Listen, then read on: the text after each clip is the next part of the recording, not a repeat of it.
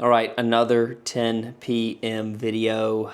Just got back from the gym. I am gassed. I am completely worn out.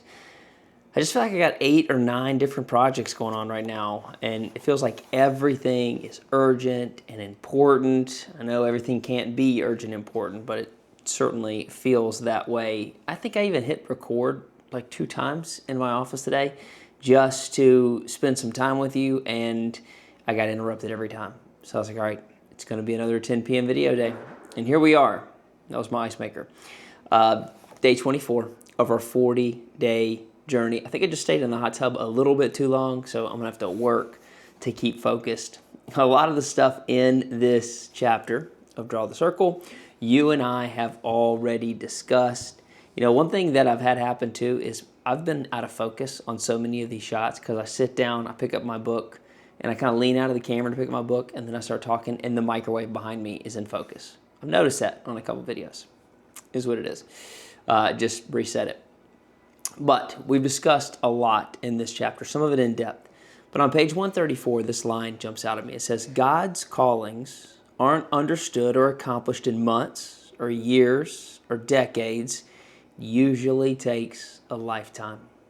I had lunch with a leader today, and him and I had some great conversation. One of the things we talked about is how impatient we get about things, how we get a desire put on our heart, and we get a dream that God puts in our mind and in our heart, and we want it to happen tomorrow. We are frustrated when it's been a month and there's been no change.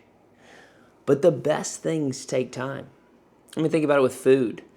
Things always taste better in the oven, but sometimes we try to rush it in the microwave. You ever done that? You ever grabbed like something out of the freezer and flipped it over and it says microwave 13 minutes, oven 3 hours?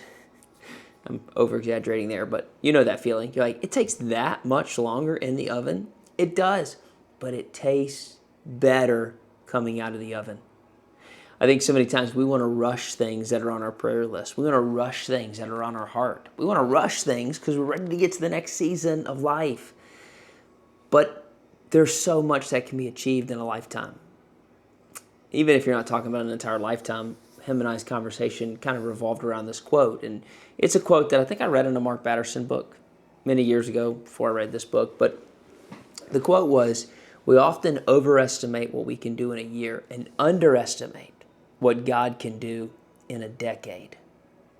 Think about that. We often overestimate what we can do in a year, but underestimate a decade.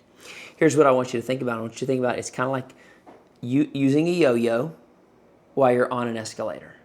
Like the escalator is going a floor higher, but the yo-yo is going up and down and up and down. And the challenge is to not focus on the yo-yo.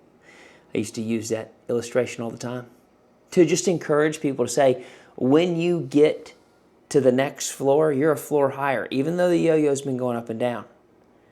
And so many times we get so focused on what's happened in the moment that we're in the frustration that we're feeling, that we're not thinking long. We're not looking ahead. And that can all stem from the fact that we're not being patient. We're not being patient because the process happens over a long period of time, sometimes a lifetime. God has things He wants to achieve in you and through you, but they take a lot longer. They're more oven than they are microwave. So here's my reflection question for you today. How's your patience? I want you to think about that. How is your patience in this season of your life? As you're praying for certain things, check your patience level. Everything tastes better in the oven. That is day 24. I'll see you tomorrow.